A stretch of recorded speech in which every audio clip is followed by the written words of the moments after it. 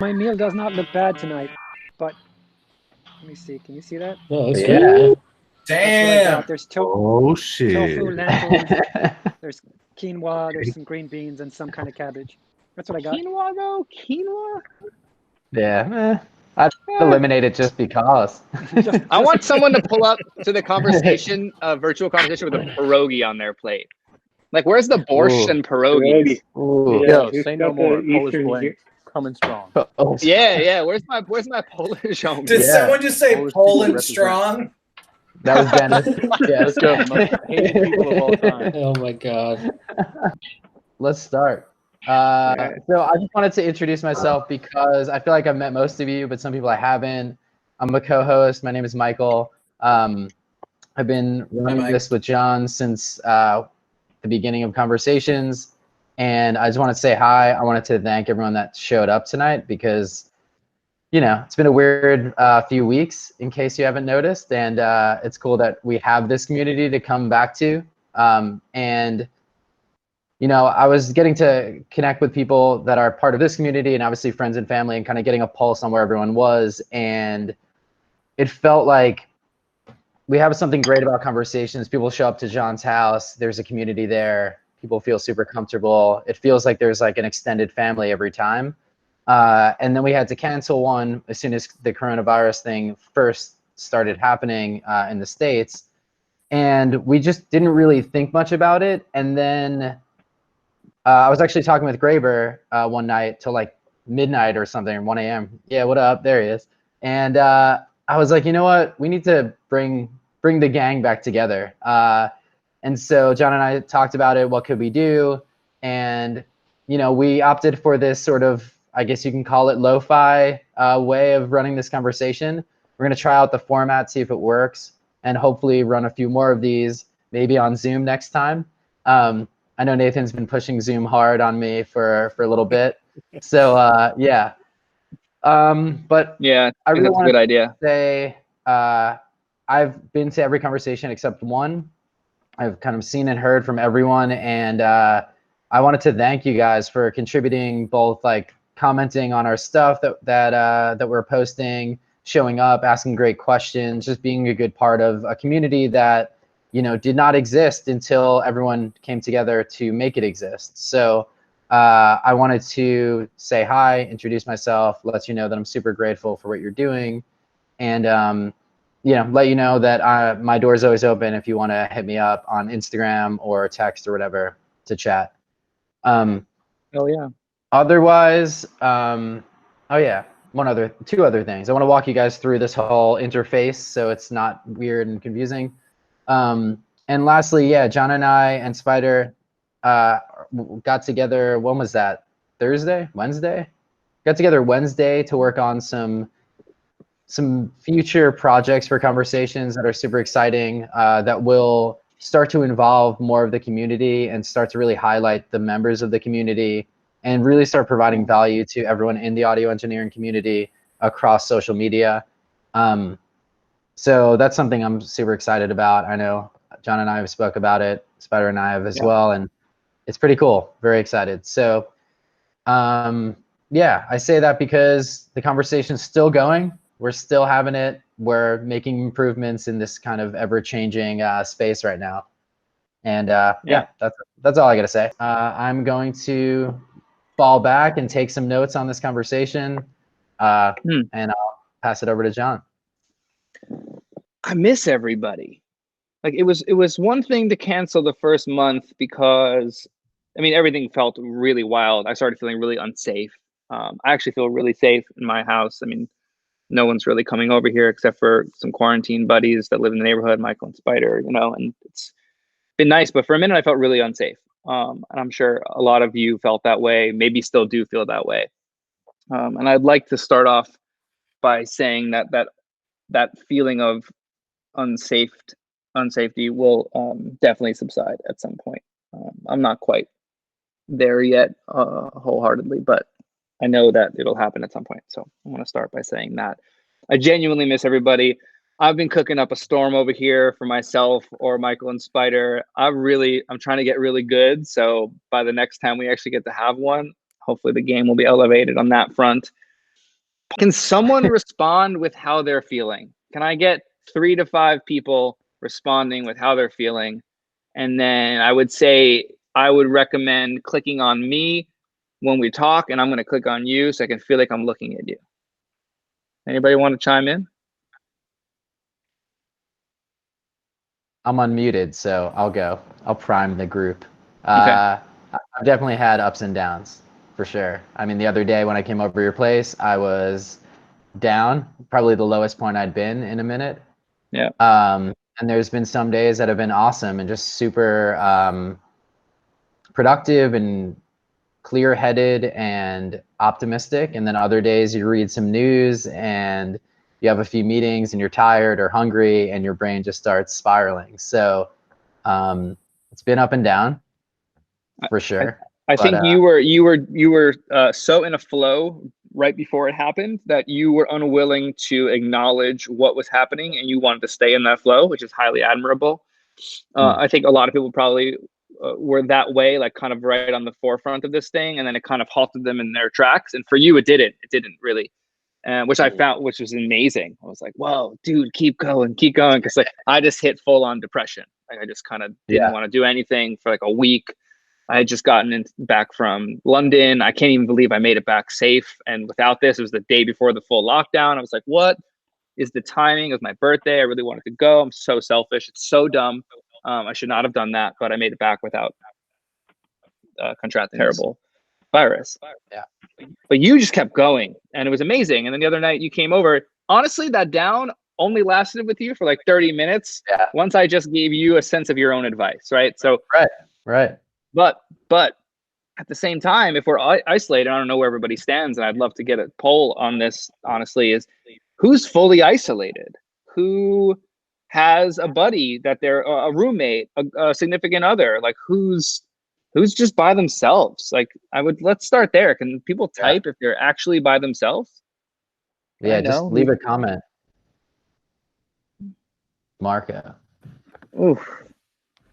For what?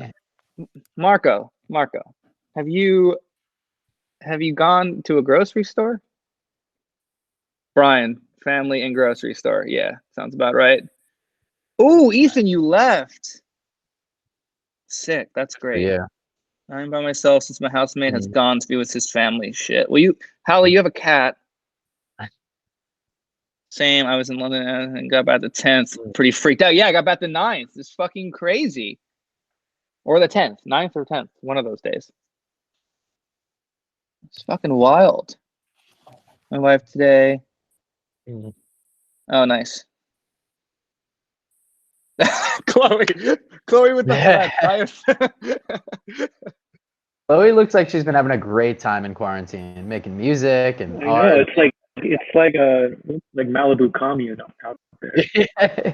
whoever that is, whoever Chloe is. So I'll jump back because I was, the isolation thing and my ability to isolate is pretty spectacular. I actually love isolating and I love being Westwood, not Malibu, but still. Personally, I actually really like really doubling down in my introversion and not talking to people for forever and ignoring FaceTimes. And it's not a personal ignoring of the FaceTime. It's like genuinely, I don't even know what to say.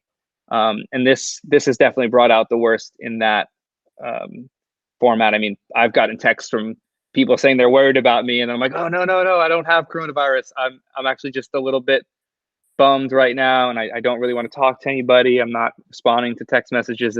This is kind of the normal me pre-conversations and allowing myself to be more outward and host people and get out the comfort zone. I'm pretty good at being alone. I'm not good right now being alone.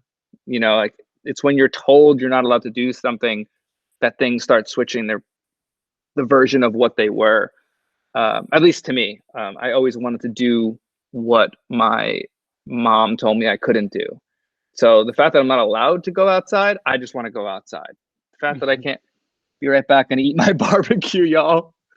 Fuck yeah. What up, Dave? Anyway, that's all to say the situation is enabling introversion in the biggest way. Yeah. I think, I'm not sure if, are we saying enabling in a negative context here, Hallie? Because I feel like that's allowed. I mean, I think we're allowed to retreat. Spider, you got anything to add to that? Yeah. I mean, it's been interesting. I really didn't think this would have much effect on me. I do spend a lot of time at home. I do have a kind of introverted kind of style. But I think there's something about this situation that allows people to indulge the sort of depressive tendencies. You can sort of like sit there and stare at the wall without feedback from other people because no one's seeing you do it. You don't have appointments to go to. You don't have stuff breaking up your day for you. So I think people who have depressive tendencies can sort of slip into old patterns because the structure of their life isn't there anymore.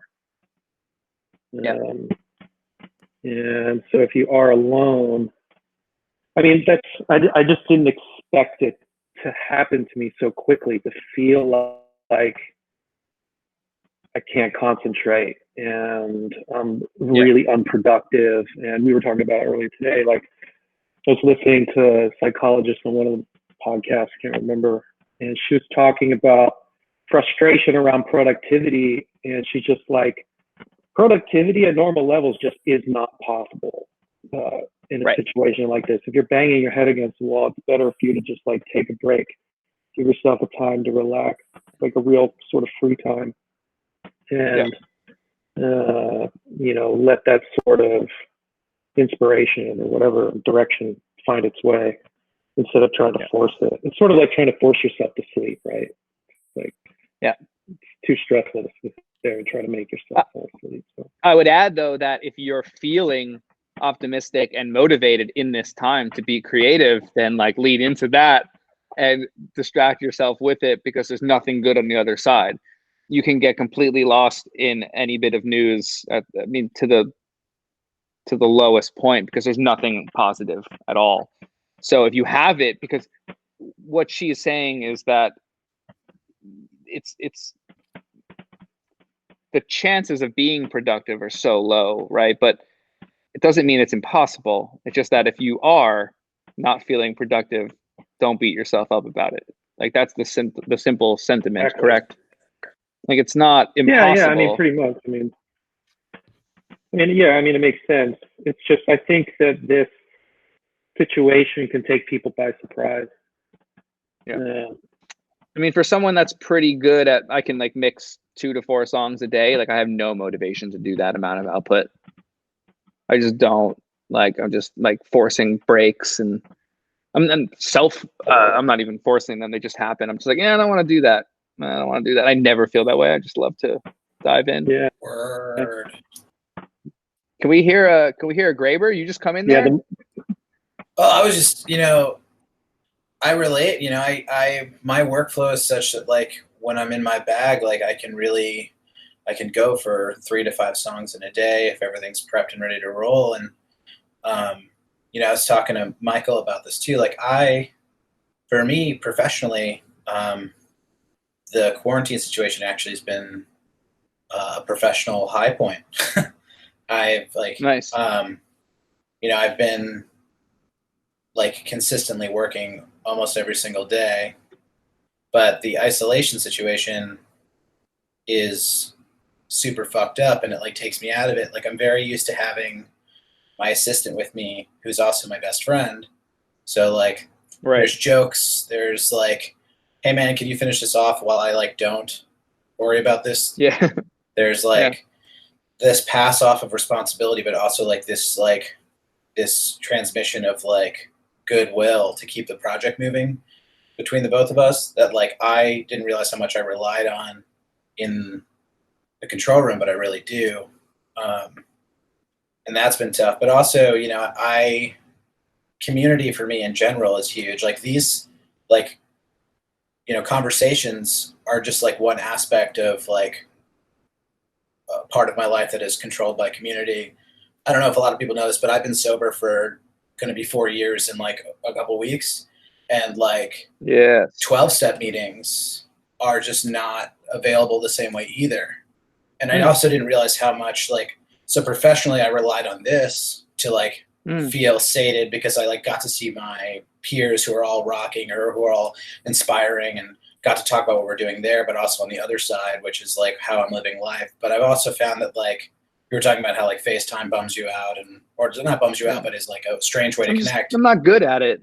I don't think anyone's good at it, but like this, for what it is like the best thing we can do for each other. You know, the fact that like Mike texted me and he was like, hey, we're gonna do a conversations virtually. I was like, fuck yes. If not only just to like, it's so important to me to check in with everyone and see what everyone's doing, and that we're all like still doing the thing. Because right now it's just been me in my control room, just like banging out mixes, but also like I don't have my assistant to bounce ideas off of. And I also feel like, should I just text people to be like, hey, can you check this out? And this is cool. I don't know if they're working. I'm doing that. I'm sending a stream to some people that like are really, their ears are crazy to me. I'm just sending a stream and like, yo, peep this, because I need perspective, because Josh and Ingmar haven't been with me for weeks. Yeah, it's wild. Josh is coming in once a week to grab files to do deliverables for. Like, we got him set up with a rig at home for the time being, and he's coming in, grabbing, doing stems. You know, I'm printing all versions here, and anyway, that's another thing. But I know Rory listened to this podcast because we talked about it. But this woman, she teaches at Yale, the largest class that Yale has to offer. It's the psychology of happiness, right? So really apropos for this time. And she brought up something interesting on this FaceTiming and on this Zoom and Google Hangout thing that was like, these formal conversations are cool, and one-on-one formal conversations are really cool, but have the computer on for the more mundane things. Like, hey, if you're chopping vegetables, like getting ready to cook, like have someone on. They could be also working.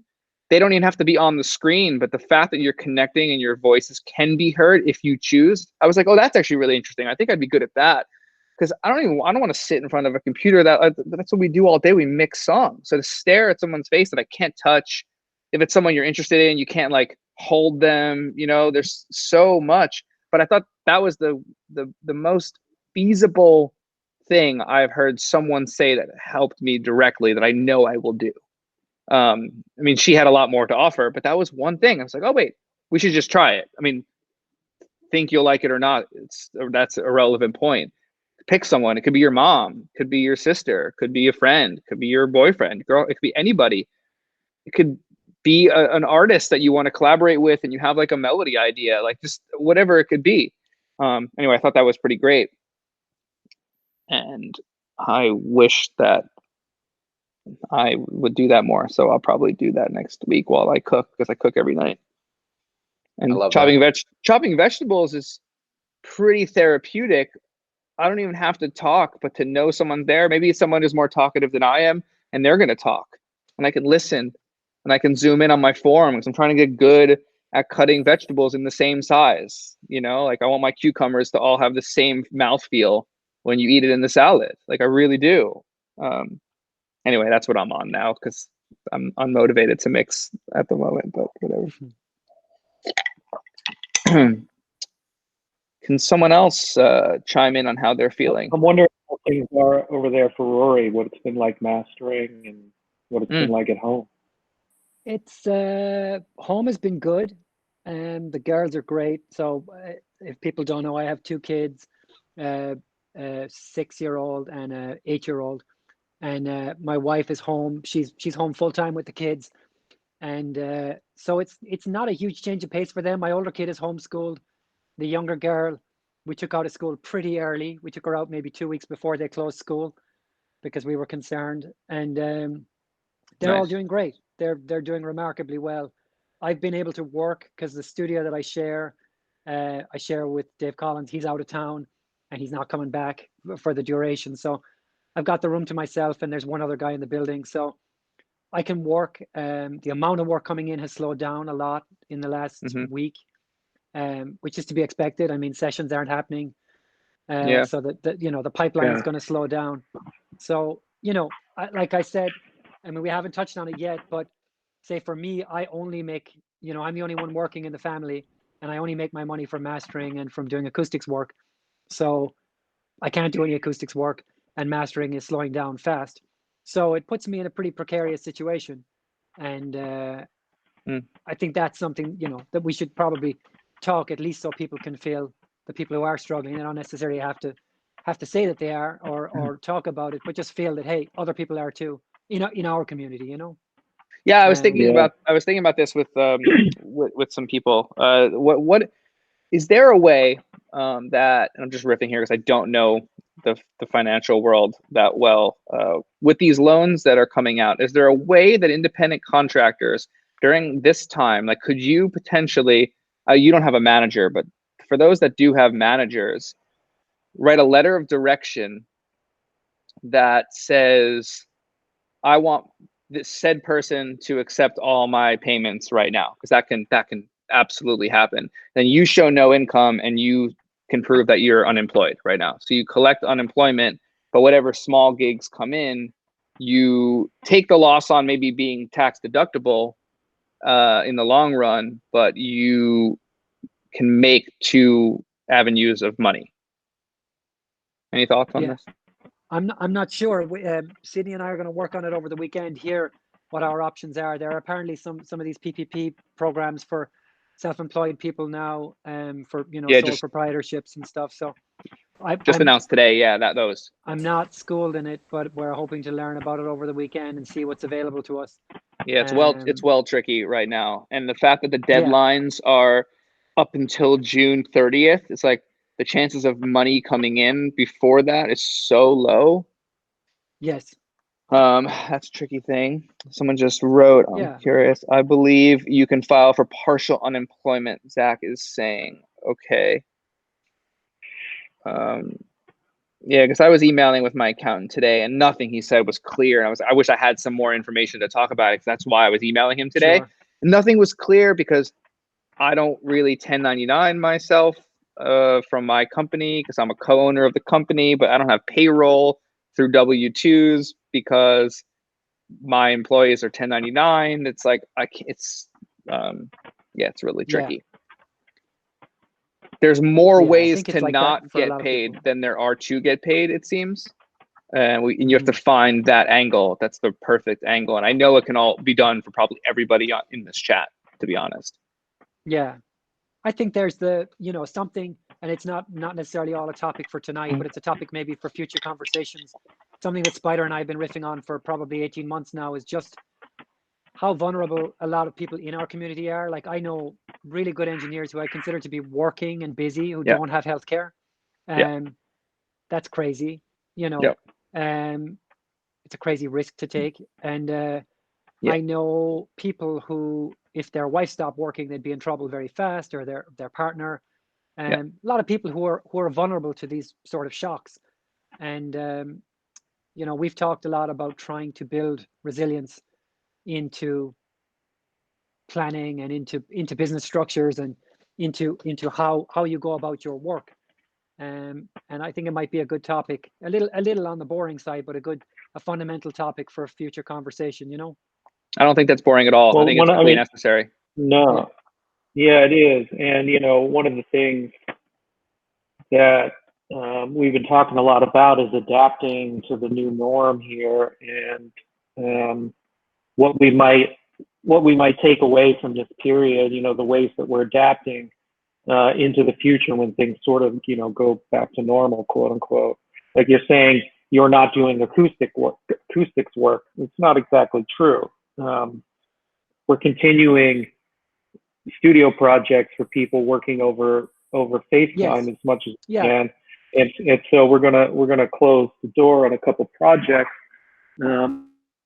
Tony's room and another, and also we're getting hit up left and right with people who've moved the studio rig back home, and they're in a different spot, and they're trying to make things work.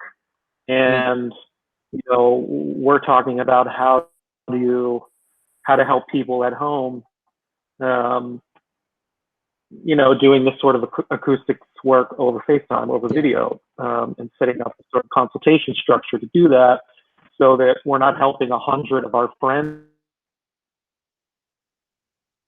but it can be like a really cost-effective way to get the most out of whatever your home rig is, to hire us to make it happen. So, I think for a number of people, if they can figure out how to help people remotely or from a distance, that you unlock a different kind of revenue stream. Yes. And so, I think like the upside of being forced to try to figure out what you can do remotely is that you have that moving forward. I don't know what that looks like for a lot of people, but I can imagine for a lot of businesses, things will change because of this. They'll find efficiencies they didn't realize that they could have. All kinds of businesses will, I think. Mm-hmm. I think we, by default, exist in a very volatile business in general. Mm-hmm. And it's proving, before everybody got on, Patrizio was like, oh man, people are streaming right now. It's like, actually, no, streaming numbers are down 17%. Like, people are not listening to music. Probably watching movies more.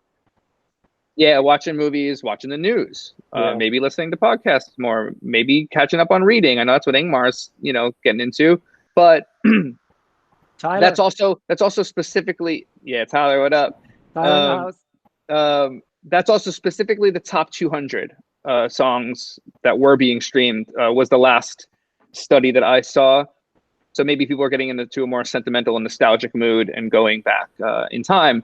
But my A&R friends that I'm still doing work with are saying that the up-tempo records are kind of being pushed aside for releases, and more sentimental down-tempo songs are being released right now, which, you can argue both ways.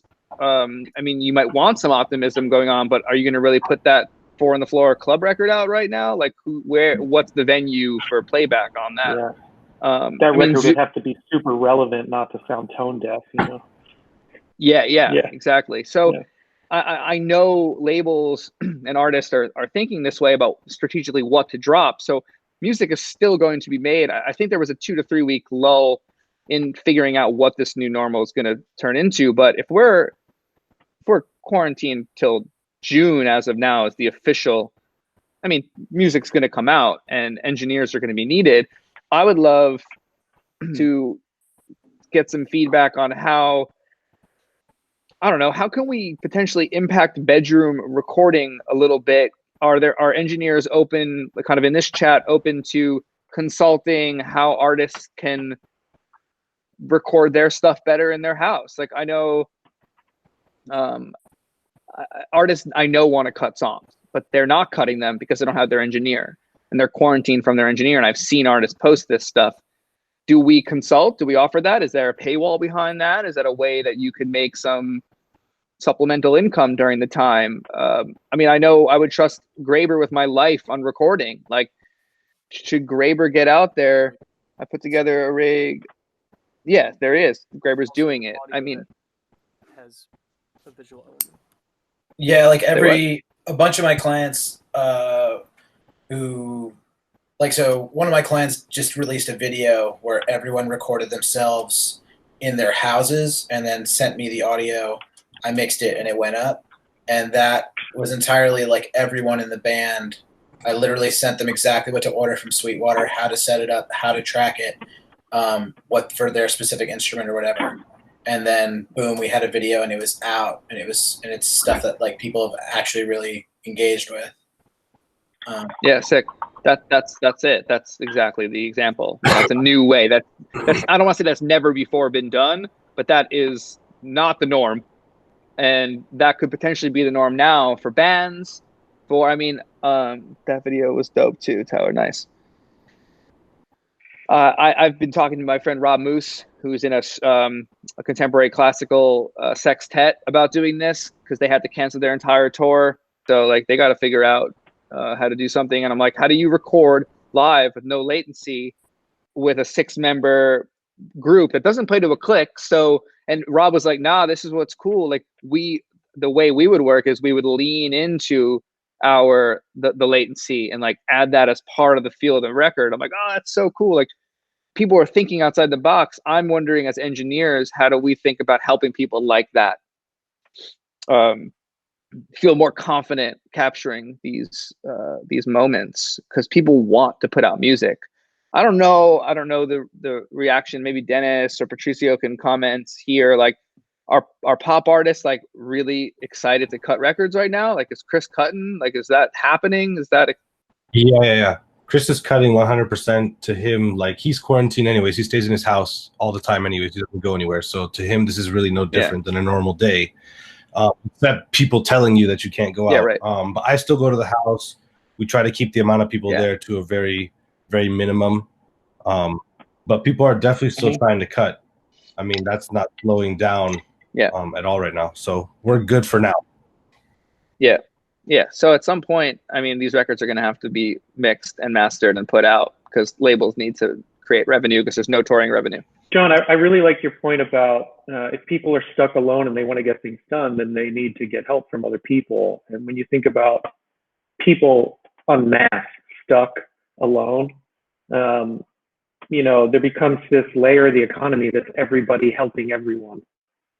So like if you want to get some graphic design for your release, an artist can, get some advice from a graphic designer and doing a lot of the stuff themselves, or it could be any aspect of what an artist is trying to do. They can get help and consultation from people. And it seems like it's sort of like everybody's paying each other a little bit, not like huge rates and stuff. It's like everybody's paying each other a little bit to, fill in for what they're weak at. It's kind of an interesting idea. Yeah. So I just got a masterclass membership. Exactly. And I mean, I know like a fair amount about wine. I like wine. I watched this wine one. I know more by default now that I've watched that and I've absorbed it and I sat through this. I know more about wine than I did. I am by no means a master sommelier, but I know more about wine. So if someone or a group of people were to put together a home recording, like Graber said, like a tutorial, and I know this exists, but this does not exist in our community. This exists somewhere on Gear Sluts with people making this that don't actually make records like this. And I'm not trying to sound like a dick here, but the people that are in this chat all make records that are heard by a mass audience, millions of people, tens of millions of people, with a certain quality control, right? So maybe we could offer up a tutorial on how. And anyway, it's just a thought that I had that I want to throw out there, because there's going to be more, I would imagine, producers and songwriters that solely collaborate will struggle more than self-produced artist producers at this point for a minute. I think there will be a thriving, not that the others won't get work and won't do FaceTime recording, writing sessions and finish productions, but from homies that I'm mixing for right now, they're kind of running out of songs to produce because they're not writing anymore, right? So hopefully that'll pick up again. But someone like Miguel, or someone like, that can record and produce and do it all himself, like James Blake, like these people are putting out records. So artists of that model are going to thrive in these moments. So if we can help artists like that, then up their game more at the level below those two that I mentioned. So if anybody has ideas, email the conversations email at that too, because I'd love to chime in on that. I'm not sure we're going to solve the world's recording problems right now. You have to materialize Insta video because a lot of people, wait, I missed the rest of that. It went away. What did Marco say? You'd have to materialize it in a video because a lot of people think OG consult. Yeah, totally. Also, someone sent me a link today that was like $25. I'll give you notes on your mix. I just want to put it out there to the world. Wherever this goes, I will give you notes on your mix for free if I see that you asked me for that. $25 to give you notes on a mix. I'm sorry. Is that Like, who's qualified to charge $25? I think you either charge like your mix rate and you pull a Tony and you do a master class, or it's for free. And guys, I'm all about the pro bono mix note work. So if you need any ears, I'm here to give them to you for nothing. It's also the idea of Twitch streaming. Yeah, totally. I'm kind of talking with Michael and Spider about that kind of thing right now too. I'd like to. Yeah, let me in on that I think talk. you I have should ideas. do a recording one. I think I'll do a mix one. We should. I thought of. Yeah. Anyway. I was literally going to text you about we this. should Reed do and I that. talked about this today. All right, cool. Well, then we'll talk further about it and actually do it. I wonder if this signals maybe a potential genre shift in the culture too, you know, because of the type of people that are making records and that can make music, and the attitude of the country, and what people want to listen to, you know, because it's a lot of the pop and urban stuff that is, and maybe in the top 200 has been still a little more party oriented, a little more of that good, you know, kind of thing. And maybe we might sneak more into the singer songwriter vibes, or the, you know what I mean? The stuff that's maybe a little more mellow, or, you know, so who knows, but I could see that being a shift happens too. No, you're right. So today I just delivered to Dale to master a song for this artist that she has a song that streams Unreal in like a month or so, and it's like I don't know this world, but it's like #1 on TikTok or something. And the A&R is like, we need a radio mix. We're going to radio. So I did the mix yesterday. It's going to go on the radio next week. I've never heard of this artist. I have no idea who she is. It is the saddest song I've heard in a long time. And the email is to Dale and I, this is going to radio next week. ASAP delivery, please. Like, wait, what? This is not a radio record. So I think you're totally right. But it's not a radio record like we know it. Yeah, and if it's going to radio, how many people actually have radios in their house? It's not like that was my next point to like, bring up. That's people listening in their car. Why, you know? But that's why are they? What's the sudden rush to push the radio? I mean, they might. I'm sure they know something we don't know. I mean, radio's still on in Trader Joe's, right? Like, there's still radio in other places. I bet all the preppers have a radio, like a wind-up radio. That, No, I think you're right. I think we should dive deeper into that. I mean, that normally changes seasonally, right? Like in the winter, these records come out. In the summer, the party records come out. To me, the Strokes' new album can be a shift. I can't wait to listen to it. That's one of the few records that I've been genuinely excited to jump in on. So I will have more of a chance to comment on that after. Mr. Tucci. Did everyone see John's screen, John Graber's screen? No, I didn't.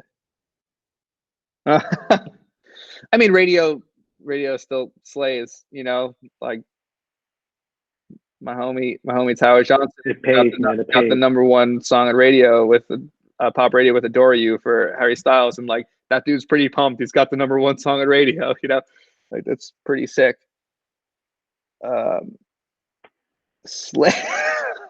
Sladio. Oh my God, you're so good. I think, Nathan, I think you're completely correct. And I'm all for it because, like, guys, I'm your sentimental mix dude. I like that down-tempo shit. I like space. I like black. I like all that. Like, I love that space. And I love dimension. And I love when someone hits me up saying, hey, like, I love how you open that up. Can you do that more? Like, that chorus sounds massive. Meanwhile, it's like 10 dB quieter than their rough that they sent me. It's like they're craving that openness. And all I want to write back is, sorry, I even left it as loud as I did. Like, I'll go quieter and you're going to like it. Like, I'm still trying to combat your rough, but like, just on anyway, sorry. Sign me up for the sentimental, open, nostalgic sounding records. I'm all about it. Give me those. Yeah, give me those. I mean, this is a. Sorry. Well, no, I mean, this is a radical shift in culture. I mean, the virus dominates everything. Yeah. And even when you go and watch Netflix and you watch a series of something that came out last year, and people are shaking hands and hugging, and already this feels like makes me uncomfortable to watch. It just seems like it's sort of not of the moment, you know, it's like very quickly dated in a way. Yeah. And, you know, like a lot of advertising that was clearly, or marketing, you know, like social posts from companies that was scheduled before this all happened, seems strangely out of touch, you know, and Right. sorts of different messages don't ring at this moment. And, you know, so I think there has to be music, you know, I like your intuition about catalog, people listening to catalog right now, and I would love to see data on that. I think that's, you know, that's a really interesting thing. Yeah. People are going back to their roots for that musical comfort food. Yeah. You know? I think that we'll probably get that data. I'll mine for it, because last month if they specified in the 2 articles that I read that this was for the top 200, then that means they have incentive to see what's streaming the month after, and also to see if the numbers went up this month. You know, maybe after shock value wore off, and you know, I'm stoked today. I got my hi-fi setup going, and I put on 60s Turkish psych music. Like, I didn't pop on, you know, anything modern, but I mean, we could. I've been like kind of bumping Kevin Abstract and Brockhampton though a lot recently, because that shit just always. I listen to Soundgarden. Is that what Michael Morgan was playing the other day? I got this whole playlist now. It's all of the members of like Brockhampton's like solo. It's just so good. They're slaying. We got Soundgarden being played by the Tooch. I mean, nostalgic records. Like I don't know. Drake's last record wasn't fire. He just put out. It's not like you're really gonna spin that more than like a half a time. I didn't even give it one. So maybe I shouldn't even talk. But I'm just drinking the Kool-Aid that other people are pouring me. I can pop in real quick about nostalgia stuff, because at least directly, I work for a couple of like super nostalgia bands and like I can like tell by like what we've done and what we've put out, and also bands in the same genre of what we're doing, putting out new stuff versus putting out new versions of old stuff, that the new stuff that bands have put out in the same genre has not had the same impact as like the nostalgic, the things that are familiar. I think like audiences right now are dealing with so much new information that giving them the new up front or giving them new records right now is just sensory overload. There's so many new parameters to adjust to. Throwing in a new record to that, to me, feels like unsafe. You know what I mean? Like, I don't want to listen to like what I've been listening to at home. Like, is either the news, because it states that like I'm safe, I know what's happening, or records that I've always listened to, that I've always loved. I'm not reaching for like, I'm not listening to like Rap Caviar. I'm not listening to any of the top 40 stuff that I would normally put on during my week to stay informed on what's going on pop radio. It's just not part of my purview. And I'm not I wouldn't consider myself a casual listener, because I listen every day, but I can't think that I'm that far different. And from everything that I've seen from like what has been successful that bands have put out, that has been nostalgic and stuff that makes people feel like they are still safe and that they are just experiencing something they already know, versus new stuff, I can see it that it is done better. I mean, even from everyone's Instagram. Oh, sorry, Spider, you had something? No, and I think Rory has. Yeah, it's me. But go ahead, John. No, you please. I was gonna pivot with this in mind. I was just gonna say that, tying into Spider's point about you see companies with their marketing already in the pipe, and these sort of messages that aren't landing.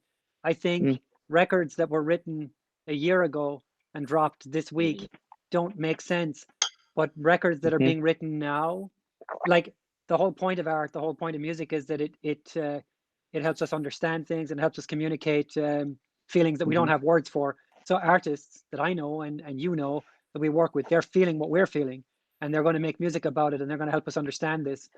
So records written now and dropped in a month or dropped in 2 months are going to be way more relevant. They're going to feel of the moment. They're not going to be out of step the way some of that legacy stuff is, you know. So I'm sort of hopeful that, you know, I believe in art. I think art will show up and give us a way of understanding this, or at least, you know, helping. Yeah. John, I also wanted to chime in about the TikTok thing, because that's a platform that's being used by a lot of younger kids, not necessarily people in our group. Oh, there we go. Yeah, Tyler's on the same page, I think. But what's interesting about that is that Drake's new single is very much made for a medium. I mean, I guess music has always been made for a certain medium, but now that everyone's online and everyone's inside of their phones, TikTok's growing in popularity. Like you're seeing an artist release something that can be danced to, because on TikTok, that's what people do. Like you post videos of you dancing, making choreographed dances to songs, and that helps the song blow up, but also your profile. So it's interesting to see kind of that shift, and how long or short-lived that will be, I don't know. But even Brockhampton, who was relatively like kind of an indie hip hop group, sort of poppy, became like even more popularized in the last year because of TikTok. So, you know, it definitely says, it's saying something. And I wonder, you know, are young kids listening to new music because they're seeing it on someone's TikTok video that they might never have listened to? And that's how you're getting an artist like you just mixed, who's relatively unknown, but because 10, 20,000 people dance to it, maybe it actually it picks up. So Spotify, or cried to it. They probably cried to this one. Yeah, or made a sad video of them crying to it on TikTok. Like I don't know what they're doing. Yeah, exactly. You could easily search that. Yeah, Old Town Road too. Look at that. So yeah, exactly. I mean, I think that's an interesting medium. I'm wondering like the numbers of plays of songs on TikTok versus Spotify right now, and how that might be shifting. Like is top 40 existing on Spotify? And I mean, on TikTok and on Spotify, it is more that nostalgic sort of music. Could be something like that. That's happening as well. It's not an official thing. It's not whatever, but it's almost a way for people to, you know, with some artists that are like that, where the people can kind of peer into their world a little more directly. And it's kind of like the South Park versus the Simpsons thing, right? Like Simpsons takes 6 months to animate, so their references have to be a little more timeless, you know. In South Park, we're like, it comes out Thursday and we haven't written it yet. Okay, let's go right now. Yeah. You know? So sometimes it's a little more kind of totally. in the moment, you know. So I'd be curious to see kind of what artists do with that, you know. I was just going to equate it to, because this is conversations, and we, you know, I pair food with the conversation. If I'm looking at everyone's Instagram, I mean, it's comfort food. It's stews, it's soups, it's pizzas, it's bread. Everyone's learning. They're going back to their primitive Homo sapiens days and like just making bread. And I mean, I think it's fantastic, but no one's doing this a salad. I mean, at least they're not posting it if they are. And there's nothing new and exciting. It's a lot of comfort. So if that's any sign of what people are trying to, what's a salad? Yeah, you're a vegan. Salad. You're a vegan. Don't vegans only eat salad? But I've noticed that as a trend, that there's a ton of comfort food being eaten. So why wouldn't comforting music be consumed at the same time? I just ate a salad on here. Yo, Tyler, what was in your salad? Chicken. Yeah, can you hear me? So it wasn't a vegan salad. I think I did. No. It was chicken and kale and pickled raisin, actually. Oh, nice. Well, kind of thing, yeah. And some onion. How you holding up? How you feeling over there? Feeling good, man. I mean, I think that statement earlier, I got in late, so I don't know what all you guys talked about, but a statement earlier about people just working and needing help, I think it's true. I mean, surprisingly enough, work is still pretty good as far as mixes go. I got another album coming in next week, so it's, you know, surprisingly it's good. Fingers crossed, right? Fingers crossed with that. Yeah, no, fingers crossed. Yeah, for real. Yeah. I think it's lucky. I think you're lucky. For sure. I mean, you position yourself with momentum, and you're a trustworthy, responsible, reliable source of output. Definitely try to be.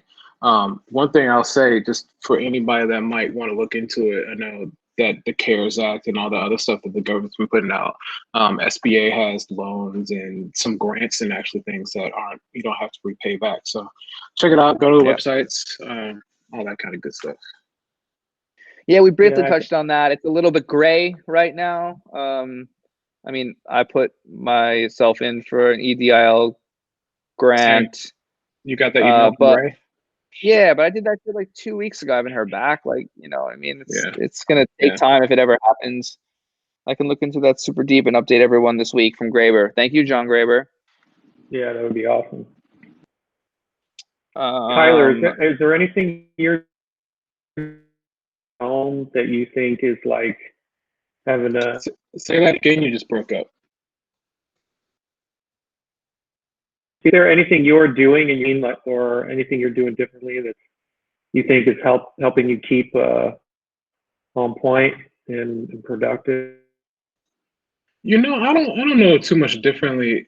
I think a lot of it is just, you know, hitting up people, artists, clients that you worked with, seeing if they need anything. You know, it's like I'm not necessarily getting full rate on everything right now, but it's still pretty decent. But I think checking in with your people, reminding people that you're there, and that you're still working. Some people think like, oh, well, you can't go to the studio. It's like, well, you know, I'm pretty much, I can more or less. I'm not necessarily, but you know, I'm here most of the time at my house working, headphones and speakers. So, but yeah, I think just checking in with everybody. Eric just popped in. We haven't actually met, but we've crossed paths a lot. What's up? Dude, we on so many of the same albums. We've never met. So excited you're here. Same. Welcome from Australia. Yeah. But yeah, I mean, I think just checking in with people and reminding people that you're there, working, you know, seeing how you can help, offering, you know, teaching people how to record and do those things over the phone, or just helping people out, you know. That's great. That's a very important piece of advice. Check in. Yeah. I mean, check in wholeheartedly. Let people know we are still working, but also, are people good?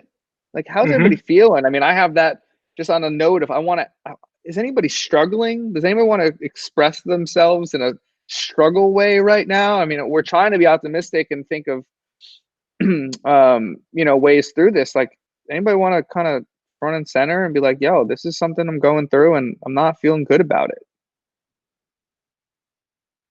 Feel free to hit the chat. Yeah, I know these people are out there. I've spoken to more than one this week who, two people, and this has really impacted them in a very bad way. The timing wasn't good for them. Yeah. You know, maybe it took a little bit of a leap, but you know, people with families and you know, like certain you know, their audio engineers have situations where they know they're not going to be working for months, where it's a little bit more formal, you know. Yeah.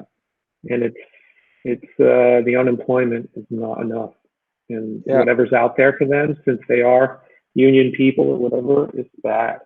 You know, it's really dark for some people. Yeah. And that's part of the, you know, a little bit of the challenge in, like, you know, even from the PMC marketing point of view, it's like, well, how do you behave online when you've got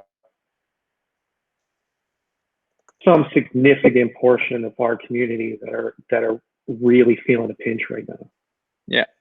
I think you and I spoke about that, Spider. Something that really bugged me the first 2 or 3 weeks of this was just, you know, Deputy, the producer online. He's a great dude. I've been to his place, really good guy.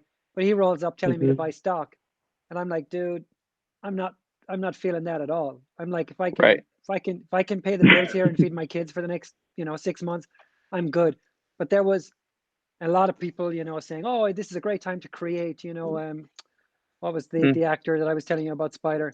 It's like he's showing his plans for the next movie, and it's like, awesome, dude, you're on the beach in Malibu, and I'm happy for you. You deserve it. But not everyone has that opportunity. So there's quite a bit of tone deaf stuff coming from people. It's something that culturally, you know, without getting into the weeds, coming from Europe, the culture is very different.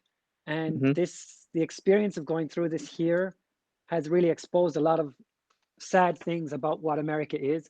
And I don't just mean political and I mean just culturally, the flip side of the innovative, individual centric society that the pioneer spirit genetically selected over hundreds of years.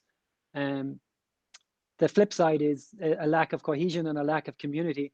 I mean, we have community here, but I come from a different kind of community, you know, and I feel like the notes I'm seeing from people where I come from are different than the general tone of the conversation here, you know, and of course, present company accepted, because we're all here because we're like-minded, you know. But yeah, something that kind of bummed me out was this complete lack of people who are tone deaf to the fact that other people are struggling. You know, and I count myself among, I'm not struggling, but you know, it's not going to be a fun year. And I've been through one big sort of financial apocalypse in my life already from illness, and I'm not keen to go through another, you know. So, again, you were definitely one of the people that I've been witnessing kind of an uptick in momentum and motivation in a different way too. So any feeling of halting in the track is going to affect this. So to say you're not struggling, maybe that's a specific, like, oh, well, you can still feed your family for a minute. That doesn't mean you're not struggling, though. It doesn't mean you're not struggling with access to creative endeavors that you've been really, doubling down on, that I've been witnessing. Sure. Yeah. Oh, yeah. There's you just feel exposed, you know. I mean, that's how I feel. Is I feel.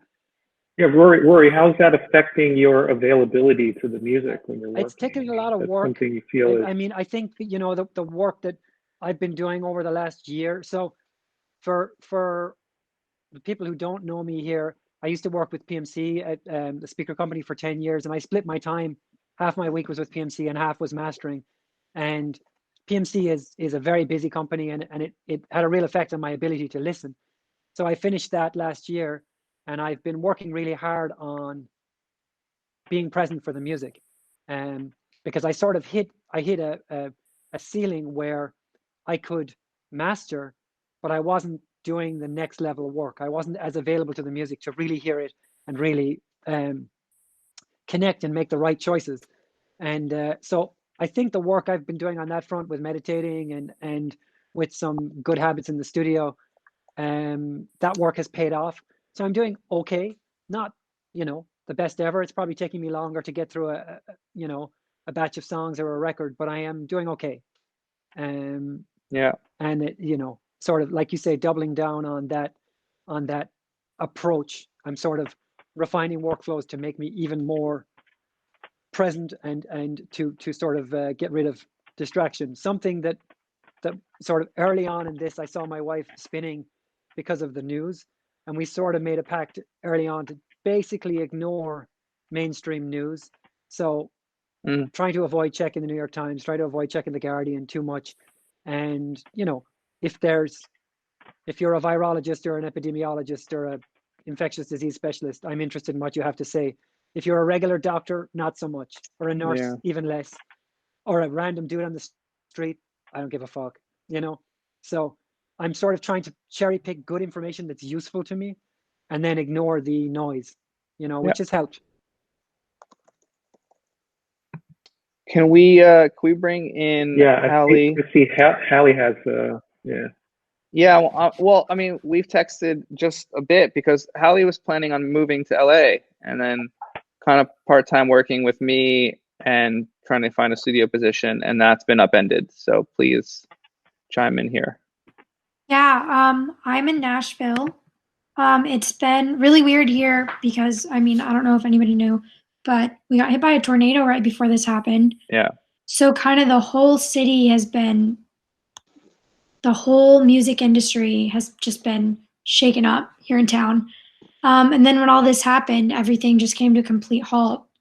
And my main source of income right now is in live music, which we have no idea when things are going to continue with that.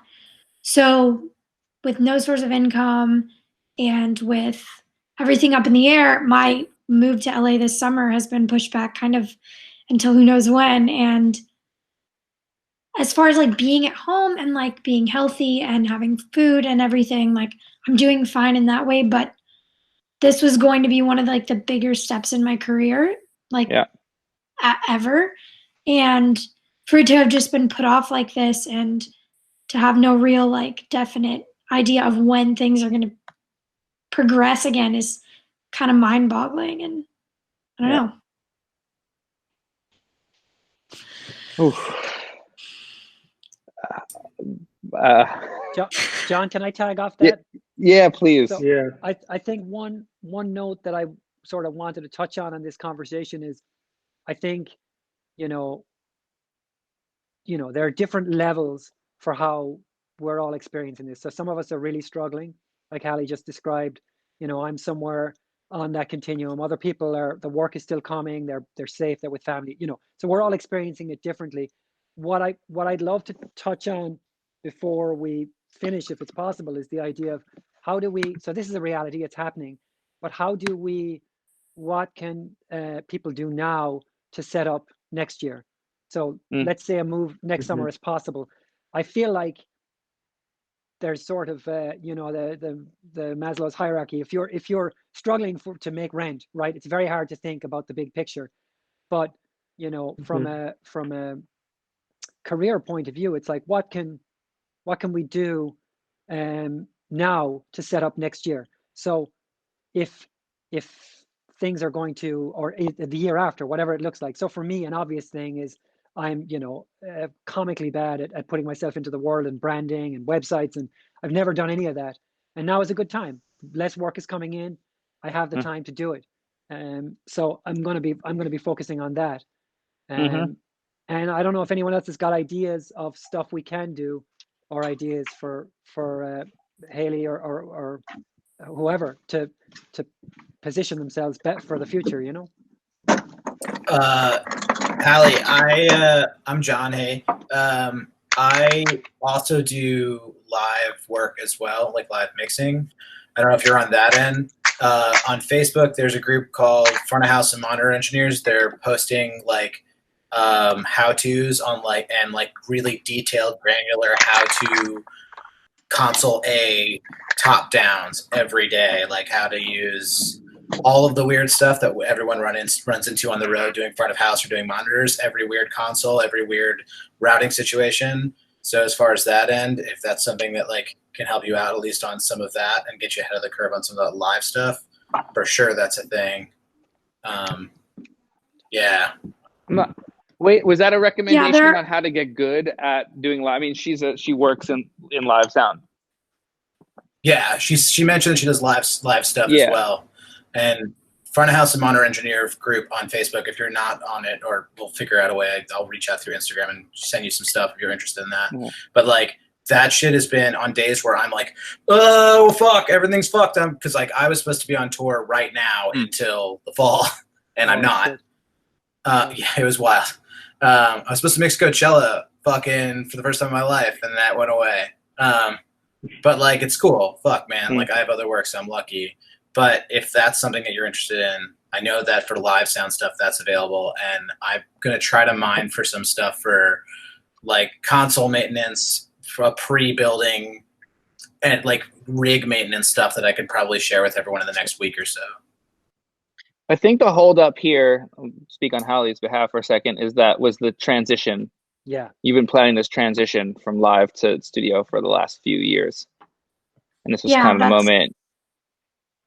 That's been the biggest thing, just because it was supposed to be a huge transition in my career, and I was really excited about it. And it's also just, I sit home now and I'm I'm supposed to be moving in 2 months. That's not happening. And I don't have anything to occupy my time to distract me from the fact that this thing that I was really excited about got put off, and there's nothing anyone can do about it. Yeah. And I have a hard time even feeling sad about it, because then I feel there are so many people that have real bigger issues immediately. So sometimes it's hard to justify that. Yeah, but that's all context, right? Everybody has their struggles within the context of their environments. And this is that you had high expectations of the circumstance, which is also tough to reconcile with because we all build up a lot in our heads. But going back to what Rory was talking about, I like this idea of figuring out how we can talk about what next year looks like, because yeah, this year's pretty much a wash. Hopefully we can all get through it. And that's but a specific conversation of how to assess next year. I mean, you're so young. You've been playing this for a bit, but you're going to have your opportunity next year. I mean, the virus we've dealt with viruses, right? So at some point the virus will be not so deadly, and it'll be a bit sorted, and you'll be able to get on a plane, and then at that point you could make the move. That being said, you were saving your money for this, and now you're gonna have to use that savings to exist still in Nashville. You're not making it here. I mean, there's definitely a hang up there. Touring life, I'm not optimistic about touring life. I'm not optimistic about venue capsize. Yeah.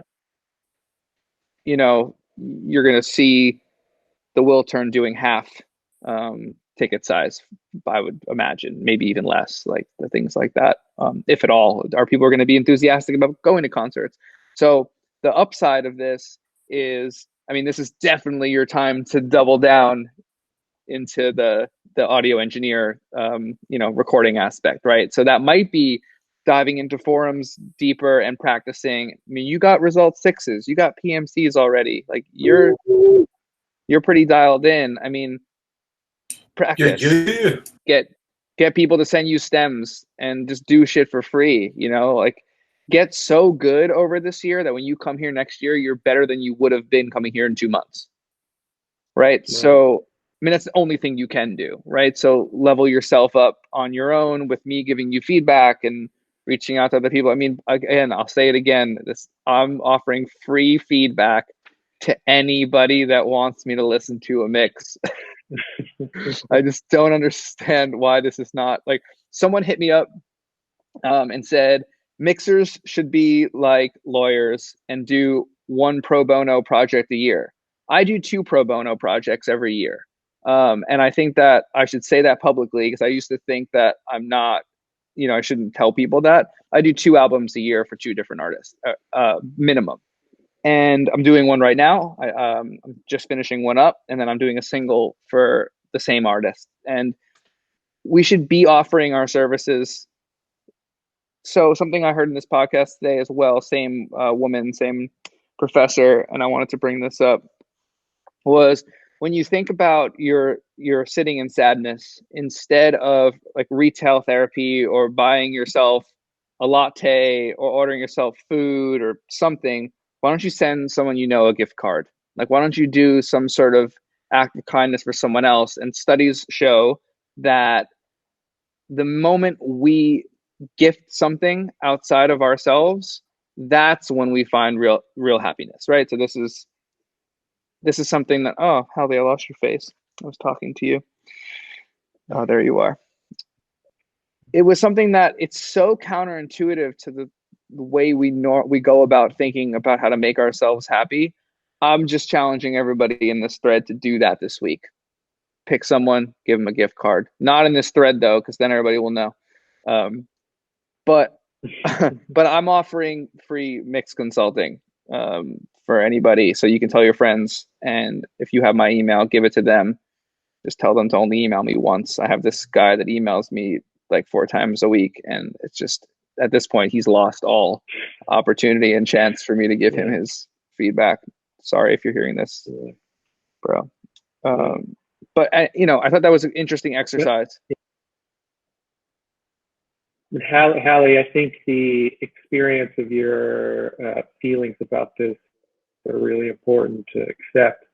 Yeah. I mean, there is a reality of how you're feeling, whether you think it's like warranted or not. It is how you feel, and this is this can be a traumatic experience, this thing. And I think it's really important to sit with those feelings and accept them for what they are, so that you sort of process them. So at the same time, we can feel freaked out and confused and uncertain, and also be doing like what Rory's saying, by thinking about how can the energy that I put into, that I'm going to expend now, benefit me in the short term, but also the long term. baking in the strategy into the short-term moves we make. And I think that comes from talking to people, from getting perspective, from reaching out. I don't think we can sort of figure that out or Google it exactly. So yeah, I think actually experiencing the depths and of whatever the pain may be, understanding that it's going to be all right, and also being proactive and seeking out good conversations and good advice and good ideas and perspective. I think that's sort of the formula. You can't just pretend you don't feel the way you feel for very long without paying a price for it. And I think props for sharing it in a group of people you don't know. You know, I think that's exactly. I think it's being honest about. That's why I'm trying to do it too. It's being honest about where you're at. It makes other people feel okay. You're doing a service just by telling your story, as you know. And we all kind of figure, it's just a small. You know, it's just like you say. Any day we're not on a ventilator is a good day, but you're still going through something. You're going through a change. You know. So sharing it is it's legitimate. And, you know, I think you're there. If you've got Pro Tools and speakers, you can be prepping mixes for mixers, building relationships, and make yourself indispensable when you hit the ground here. You know, there's mixers need mix preps or stems printed or however that looks. You know, there might be opportunities there for you. I want to say that I'm bummed too. I mean, I was excited for you to be here. I mean, we've been talking about this for years, so know that it doesn't, it affects me as well. I was pretty excited for that. So I look forward to the time when it actually does happen.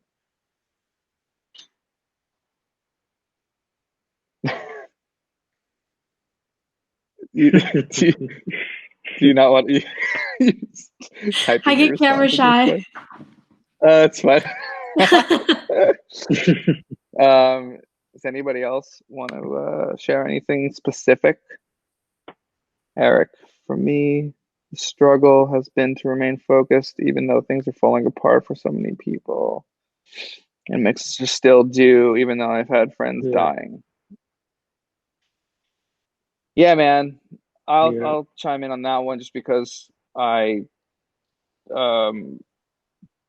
mean, I don't want to talk about anybody specific, but yeah, I do have work. I'm so lucky, very thankful. My motivation is so low. I'm going really slow. I am, for the first time ever, kind of like leaving mixes for 3 until someone asks, really, like, yo, have you gotten to this one? It's like, oh shit, what day is it? I actually, last week, I think I posted, oh shit, it's Wednesday. I swear it was another, like, I just didn't know what day it was. I know, oh, got Jeff Ellis up in here. Man, about time. And then you get text that, hey, so-and-so's aunt has coronavirus. That becomes the focal point of that person's life, right? They can't handle it. They can't be thinking about anything else besides that, I imagine. I mean, my dad's telling me that he's going to Home Depot, and I'm like, what are you doing at Home Depot? Like, what do you need so bad? Like, stay home. You're 66. Like, you are a high risk. You have heart disease. You have all this stuff. Like, stay home. So there's a lot on our minds with people that we love. And at the same time, some of us, like Rory, his family, man, he's got to take care of his people and got to work. There's countless tens of thousands of humans in our industry that are in that position. And I'm thankful that I'm not there. I don't know, actually, Eric, your family situation with that, but your priorities are going to shift at this point, and there's no shame in that. Yeah, you have 2 kids. That's what I thought.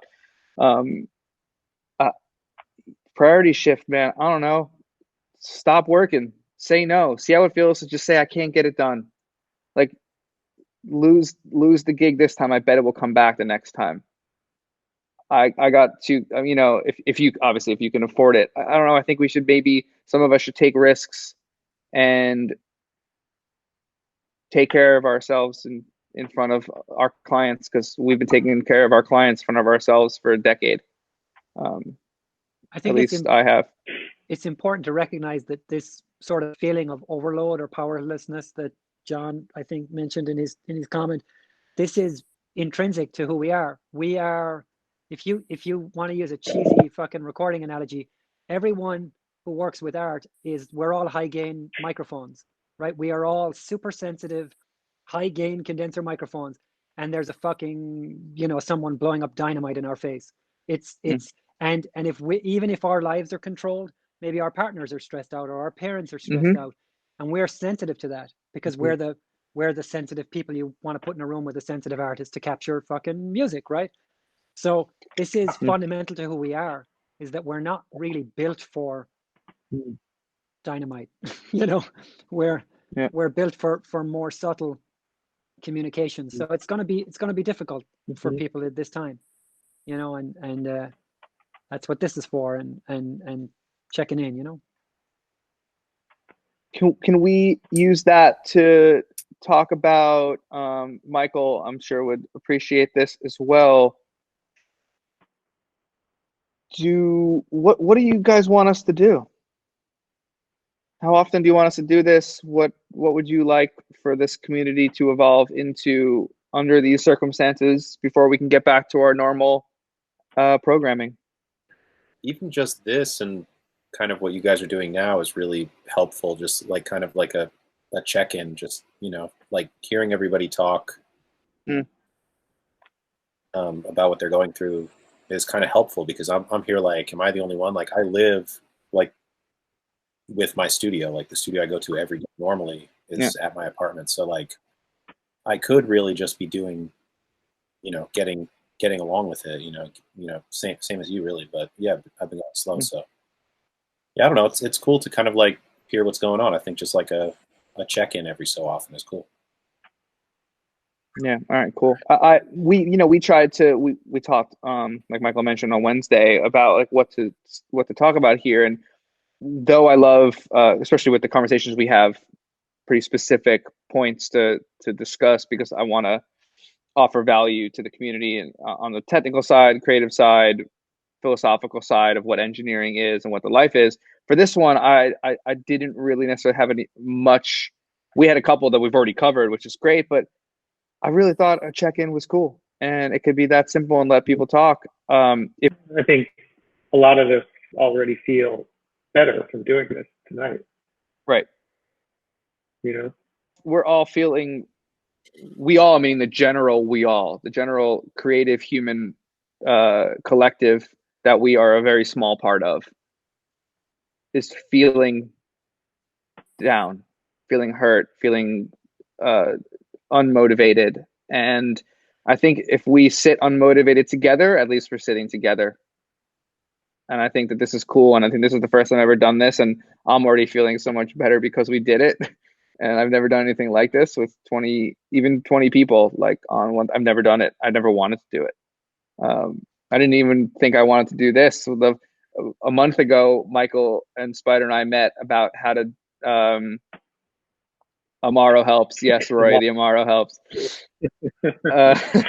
Well, we spoke about what to do moving forward with conversations, like right after I canceled what would have been the last one. And Michael's like, oh, we should do it on the internet. And I just said, no. I said, the feedback, the format is I cook food for a community of people that don't eat well on a regular basis. And then we have a conversation about a topic within our community. That's the format. It's not a podcast. No one's done this before that I know of. It's a glorified like saloon dinner. It's like it's a very specific niche thing. And I was really into it. And then I was like, wait, but there was momentum. We have a community. We're going to abandon the community right now. We can't abandon the community. This is great. So I hope I just want to be candid and transparent about where my head is at. And it's completely 180 towards we should just do this more. So if everybody's on board, we're going to continue to do it. Sick. Yeah, I mean, I love a virtual version of this. I mean, we get together, we shoot the shit, we have a topic. Maybe you hit one of the topics with a guest and get some Q&A going. I mean, it's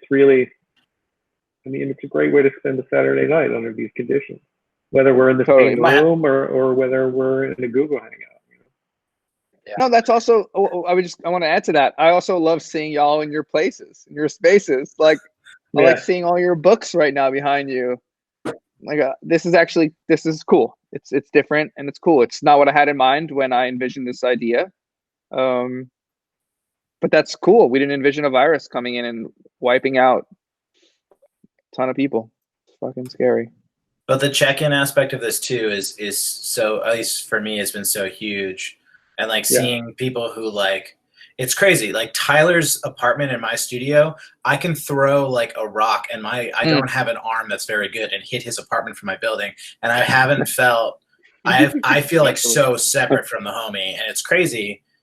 Like our connection is so important to me, not just Tyler, but like everybody.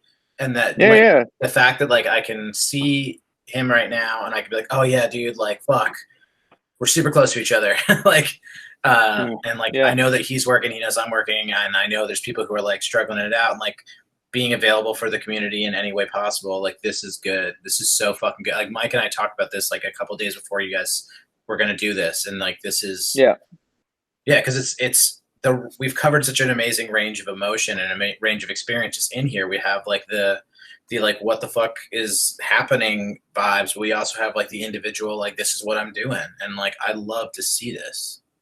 Yeah. And I fucking Mike Tucci's got his glasses on. He got the sickest screen reflection I've ever seen in my life. Tucci's a handsome man. I know. No, he's my favorite right now. He's a glorious motherfucker. I've thought like, that so many times this evening already. Yeah, have you just been lowering the lights in your place the entire time, just slowly? You're muted. At one point, Tucci looked like Dracula. He was just in the shadows. It was, I had the lights off because the sun was setting, and then the sun went down, and I put the lights on, and this computer screen's killing me. These aren't prescription glasses. These are blue light glasses. Yeah. Nice. Wow. Eddie. Staring at this computer all day just kills me. So I want y'all to remember. I want to like remember the mundane things that we do in our lives. Like we go to the coffee shop, we talk with our barista, we have small talk with them.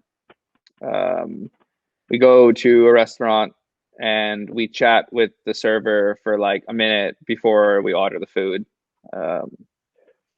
We might see someone in our neighborhood and stop. We might have given him a hug. I don't know about that moving forward, but we might have given him a hug, might have handshaked, might have like taken your AirPod out and just had a quick conversation with someone while walking by. Those things are they're so basic. They're so fundamental to our daily lives, our quick social breaks from our isolated profession. This time away from it is only going to illuminate the value that they bring when we get to experience them again. And I'm really stoked to have the first of those again. And I know it's going to be months from now. But it's something to look forward to. And I think at this point, like if we're going to do these conversations and we're going to look forward to whether they're every other week, once a month, every week, whatever they're going to become, I'll bring the topo. Nice, I'm all out. Whatever this becomes. Yeah, so is the world. Until that, we can look forward to these things. I look forward to a FaceTime Saturday night wine hang with a friend in New York where we open up a bottle. We try to do the same vintage year, similar style of wine, and we sit there and we talk. These things to look forward to are really important, but I think the external world ones are going to feel the greatest when they happen. So I hope you all can, put your eye on the prize there and get excited for that. Can't wait to talk to a server. Yeah, I think it's really interesting that I know a lot of us were feeling a sort of movement away from digital life into analog life, into real life with real people and real musicians and instruments, and this sort of longing for nature.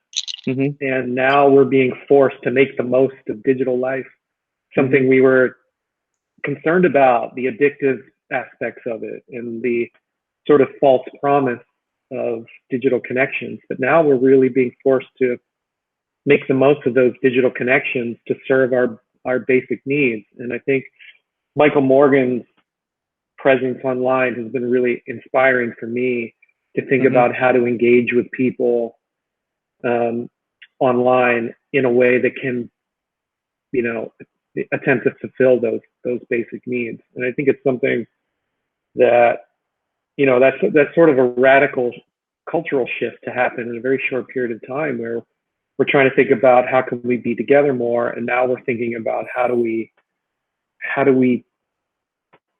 take the distance and make it feel as close as it can. I think that there's some work to be done there. I think so too. Coming from someone that feels very uncomfortable doing that, I'm witnessing it happen with more and more people so organically, and it's becoming, to me, someone that's I'm not judgmental wouldn't be the word I would use, but I'm like, why are they saying that? Why do they have to do that? Like, why? What's the intention behind that? When it's a selfie, when it's like when it's talking about themselves in general. Now more than ever, that's all I want to hear. I want to hear how other people are feeling to help through this.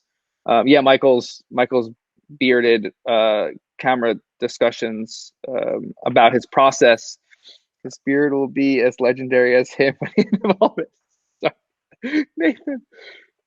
Michael is going to be legendary for this moment, and I will never forget this moment because of his doubling down on exactly what Spider was just talking about. That's Michael's words being echoed. He is absolutely, without a doubt, what's the word? What's the opposite of hesitant? He's going forth into the unknown.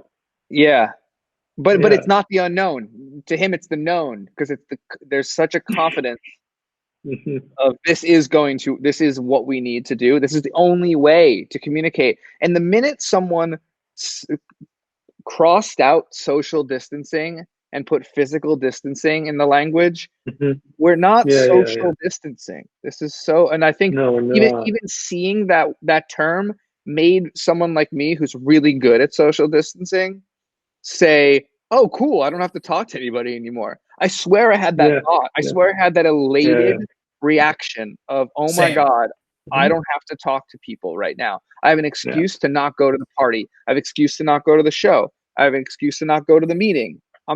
This is my normal fundamental reaction. I love seeing you all on Instagram. I love it. Yeah. And thanks, Michael, for inspiring that in a lot of us. It's not Spider and I alone. There's a lot of you in here that's inspiring. So thanks, Michael. Thank you for that. That was really sweet from everyone. I really appreciate it. I've always been a big tech nerd, so I've always looked for what can these platforms do to the extreme. You know, a lot of people use platforms at, let's say, 20% or 10% of their capacity, and they're really being built by some organizations with good intent. They're being built by people and organizations that have good intent, and sometimes those organizations don't.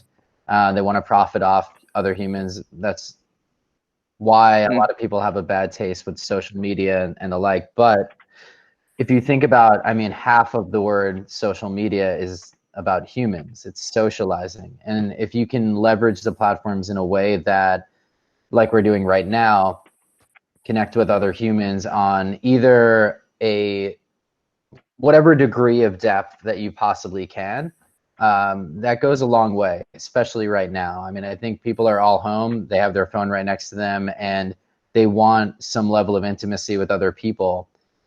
And if you could put yourself out there and be vulnerable, like everyone that's been on this call was today, like that goes a long way.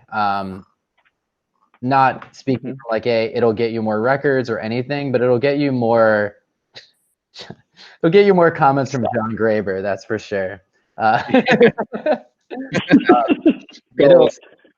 Short-term goals. I think right now we should be optimizing for connecting with humans over anything. And I think we're lucky to have the technology in place built by humans at these giant companies that are spying on us and taking all our data.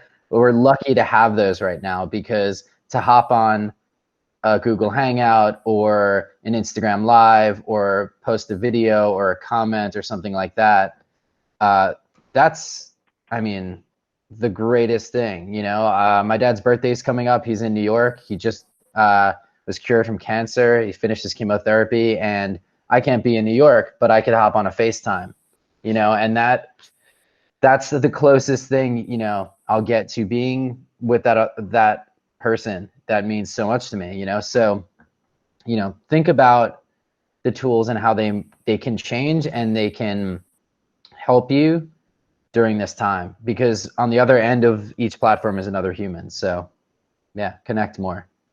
Let's do a specific one on this between you and I. Sure. We'll add. I think that's a good idea. Like there are ways of writing your captions and your status updates and whatever that engage people and also give people a sense of you and what you're feeling. And you know, I think there's you know, all of us are kind of using Instagram in different ways. Some more for commercial purposes or whatever, but I think, you know, I think a lot of us may benefit from using it for more personal reasons too. And I think there's a lot to learn there, and I think there's a lot for like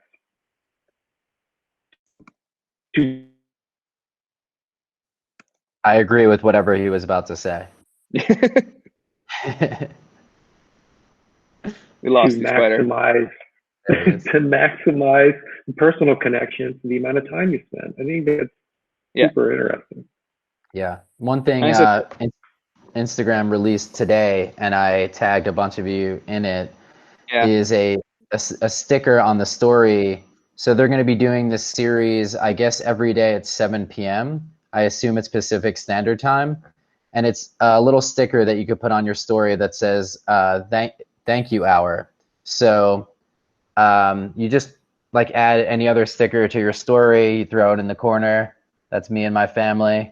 And there's actually going to be a new little story that'll show up like that says thank you hour, and you click it, and it's everyone in your network that has added that sticker to their profile is going to show up. And it's just really, I mean, again, you have a team working over at Facebook or Instagram, same thing, but that is thinking, how can we help people connect more? It's a small way, but it's nice to see that during the day, you know? Yeah. So just think about that. I liked when I saw it today. When you tagged me, it made me happy. Nice. That's it. It was also a really good picture. Yeah, sure.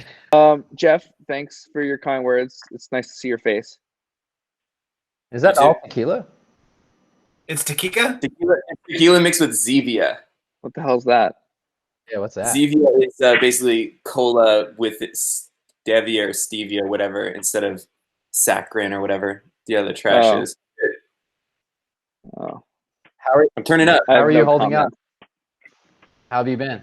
Someone said they were unmotivated. That I feel pretty unmotivated through this whole thing. That's very unmotivated. It's hard to sit down. I've been mixing on headphones in my apartment. It's kind of fatiguing on the ears, but it's hard to want to sit down and work for some reason. I don't know what it is. Yeah. But I'm glad that other people are experiencing it. That makes me feel less weird about it. So that's cool. Yeah, definitely feeling that way, man. Yeah. It is overload. Yeah. Emotional overload. Yeah, it's definitely overload. It's overwhelm. I mean, what we're talking about is overwhelm. Yeah. Yeah. And I mean, I'm way more concerned about my dad getting unemployment than me getting a mix right now. To be real. Yeah. Like I just, you know, that's just more important. That's my day is mostly considering that and checking in on him to see if he got through on a fucking phone call. It's been 2 weeks. Then like what mix gig I'm getting, or does someone like my mix? Like I just don't even. Someone didn't like a mix last week, and out of like 8 songs I did on an album, and then like one, I was like, can someone else mix it? I didn't even try to do notes. That's how unmotivated I am. I just didn't even want to get. I don't care. give me a kill fee. Like I just don't. If you don't like that pass, I don't even want to do your notes because I'm not going to mix it any other way. Sorry, that's Jeff Ellis speaking through me. Yeah. I giggled.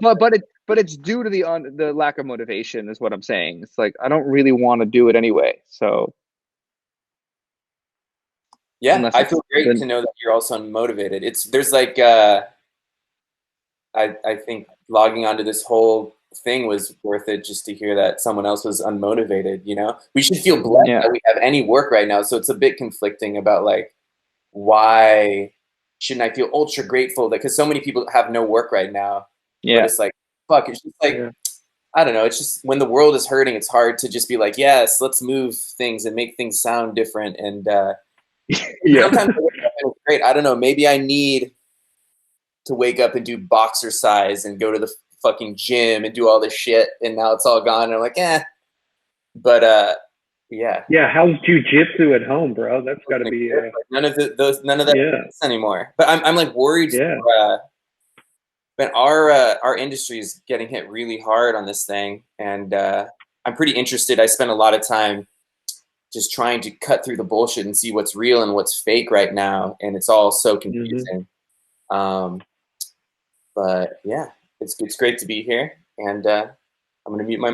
I started doing a morning and sometimes an afternoon bike ride. That's helped with a little motivation. So if I'm not feeling motivated, I'll go bike ride and then I'll come back and like maybe do another 20 minutes. I've really yet to sit for more than an hour on a mix, probably since this all started, like at once. It's kind of good. It is kind of good, huh? It's just an hour. Sure, that's kind of a good cap. Yes. What the point of me saying it is it's very different because of motivation. I mean, yes, I get why you're saying that's good. But that's not the workhorse mentality that is the norm, right? So it's a shift away from the norm. Yeah, if you want to see that as a positive and maybe I can flip my reality and to say that should be the way I normally do things, sure. I really did like a month ago when I was banging out 3-4 songs a day and being really responsive to people. I liked that version of me. So I miss that version. I was kind of saying it's kind of good that we're all getting a little break from ourselves, you know? And yeah, maybe there's some benefit in you not really giving that many fucks right now. That's how I kind of feel. I think so. I still want to do my best for everybody, but it's also like sometimes you're just not feeling it. You know what I mean? It's like when you start to get a glimpse of the house of cards and how shaky it all is, things like mixing music seem a little bit less imperative. But I look forward to getting back to it with a new frame of mind in the future, I guess. I'm starting to get the feeling that we've all wanted to fuck off and just watch Netflix for a long time, but haven't. And now we have an excuse to, and we're finally doing it. Like I feel like we all just have needed to unwind, and now we have an excuse. Yeah. Without getting too heavy, that's one of the things that I was touching on with the cultural difference between here and Europe. You know, in Europe, it's built here. Here, everybody's working all the time. Vacation is some sort of bonus. In Europe, it's an essential. It's seen as fundamental to your work life. You've got to vacation. You've got to take time off. You've got to recharge. There's got to be sustainability. It's just a different way of looking at it, and it's one of the things that this has highlighted. I think is just how hard people are going and how vulnerable they are. It's like work hard but no safety net, no no real momentum. It's just very fast. Yeah. And Jeff brought up something interesting. I did a live stream the other day on my mom's birthday. She had passed away several years ago, and I was talking with another friend whose mom also passed away, and we were talking about early on when it was probably a year after this feeling of, and several months after this feeling of, am I able to be happy while I'm upset or while I'm grieving or while I'm in pain? And it's a weird question that you don't really have to ask in your day-to-day life unless you're experiencing some sort of grief or trauma or something like this where the whole world is experiencing it. And I think a lot of people are asking that question. And the answer is yes, you're allowed to do both, and you're allowed to feel both. You can feel excited about a song and be not motivated or unmotivated, or you can feel upset right now and still laugh and still enjoy things. So I think realizing that there is that duality to life, and there's so many different emotions to pull from. Any moment in time, you shouldn't limit yourself to thinking that just because on the average things are pretty negative, that all my thoughts on average need to be negative, which I think everyone understands fundamentally, but it is a weird question to have to ask yourself, like, can I feel both of these ways, and allowing yourself to feel that. So yeah, I mean that can. goes to acceptance and, you know, our relationship with our emotions. I mean, on a fundamental level, I mean, judging our emotional state is pretty much leads to suffering. So if we can give ourselves permission to feel what we feel, then we're in a situation where we can process that and we're able to move on. Otherwise, it lingers. absolutely. Yeah. Trizio, peace, bro. Yeah, and I mean, the world is Talk to experiencing you soon. so much trauma all at once and together in many ways. And so I think issues of mourning previous lives, in a way, our own lives, we're essentially mourning. We're also seeing people die that we know or don't know by the millions, you know, like these are really significant traumatic experiences. Wait, not by the millions just yet. Potentially worldwide. Potentially, but not by the Sorry. millions just Potentially yet. worldwide. Yeah. Okay, Yeah. fair. Thank We're you. at we're at 100,000 plus, still a ton, but that's not millions. Yeah. 100,000 people. I mean, the millions affected. Am I wrong? Is that number? Yeah. From a million. Yeah, just over a million. Okay. Yeah.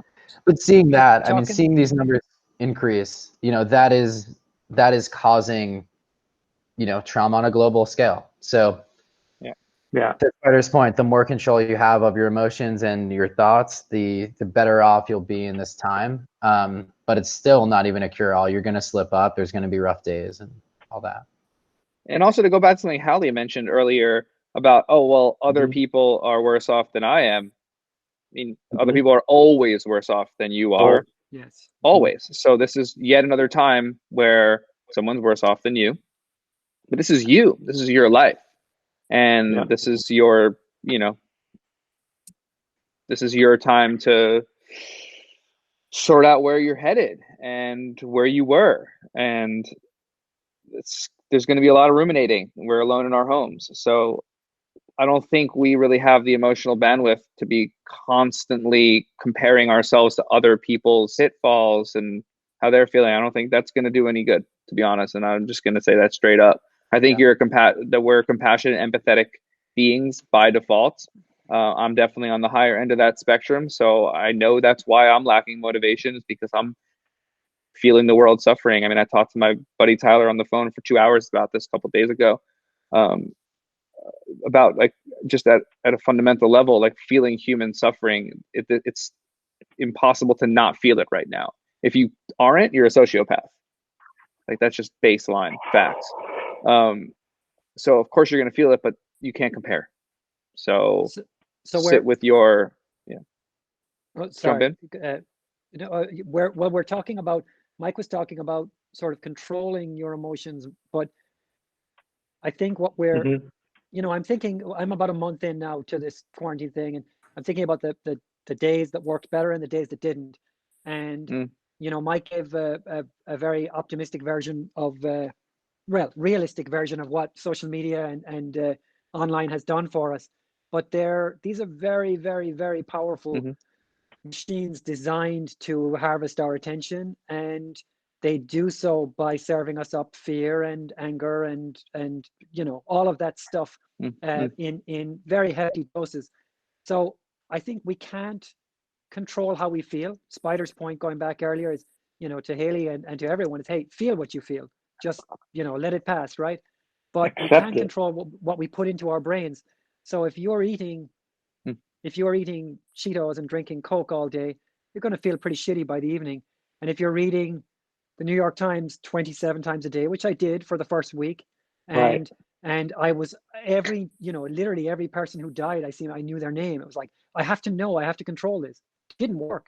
I felt really bad. So now I'm trying to get good information that can help me plan. So I'm trying to understand, are we in for 2 months or a year? I need to know that financially, but I'm not interested in being in sort of being tumbled around in the news cycle. So I'm trying to play that game less. I'm trying to check in less with the news. It doesn't doesn't serve me. So phone in the lounge when I'm at the studio whenever I can, and just try and focus on more positive stuff. Because a couple of weeks ago, I'm sitting there with the phone in my hand and my kids are in front of me trying to dance. And I'm like, oh, no, I'm in my phone here. There's agony, suffering in the world, Stop bothering me, children, with your joy. Important stuff over here. Yeah, there's, someone's got a twisted ankle in Sarajevo, it's like, all right, Dad. Stop bothering me with your joy. I wonder if fucking says that shit. So we are recording this conversation, so we will post that clip for sure. We have to take responsibility for our information diet. And now is a really good time it feels like you're being a responsible adult to always know what's going on, but it isn't necessarily serving us all the time. Yeah. For the first couple of weeks of this, I mean, it was the news page on YouTube taking in all the relevant stuff that affects us here in LA, especially. And at a certain point, I had to do what I've done with email. With email, I've got like this 30-minute window in the morning and another one like before dinner, say, where I check emails, and I don't look at email any other time. And I had to do that with the news or any virus-related information. I had to just say, I'm going to take this in at a certain point in my morning routine, and it'll be there 30 minutes. I'll get any relevant stuff that has anything to do with needing to wear masks when I go to the market or whatever. But I think limiting that is really important. You can't affect what's happening out in the world. You can't affect what's happening at the World Health Organization or at the White House press briefing room or any of that. I think like sort of carving out time to be deliberate about taking that information in and then just putting it to one side. I think that's going to be super helpful for all of us. Unless we're total wonks. Maybe there's a wonk among us. But most of us are trying to make music or help people do that. I was in New York for 9/11, and I didn't have anyone to turn to that I felt was a reliable source of information and perspective.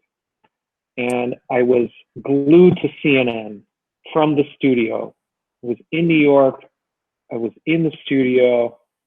I was glued to CNN, and life stopped. The record I was making a record with Mark Ronson and it was, a bunch of people in New York in our studio, and the world stopped, and the New York changed, and people left the city and they moved to LA, and budgets were frozen for months and months and months. And I didn't have anyone to make sense of that, and it was traumatic to me. And then in 2008, I was at Henson, and the world almost broke, and I had someone who could help me make sense of it. He was a guy in finance. He was retired, and we were pen pals. And he wrote me long letters about, the people he worked with in finance. And, he was part of he worked with people in treasury, and he was a connected guy. He knew the players, like the treasury secretary at the time and the head of the Fed and all that sort of thing. And he was able to make sense of that event for me that allowed me to feel like I understood what was happening and to be able to still get work done and be able to process that sort of global event. And I look at how that relationship prepared me for this and for making sense in a world that's chaotic, where there's so much untruth and so much hidden agenda, and where we don't trust, our major institutions and all this sort of thing. And, so there will be another crisis sometime in the future after this. That may or may not be compared to this, and for whatever reason, but the people we reach out to now that help us make sense of this can have a lasting impact. I actually just wrote a letter to my friend Michael, the pen pal, from the 2008 crisis, the collapse, and just to share with him how the influence he had on me then set me on a trajectory to be able to better deal with this now. And so I think that we reach out to people, even if we don't know them personally, they're not writing to us personally, but like the better people speaking in public, making sense of this moment right now. I think it could be really, really useful for us to seek out the most reliable sources of information. And I know we all share podcasts with each other and this sort of thing, but I just thought it was worth mentioning. Yeah, absolutely. Thank you for that. I didn't know that. Well, everybody, I'm going to go to bed. Yeah, me too. I was going to say, I was up so early. I'm ready to go to bed. I'll see you guys later. You guys. Peace. Peace. Bye, everyone. Thanks, John. Bye, guys. Bye. Peace out, guys. Bye-bye. What's up, Michael Morgan? Get the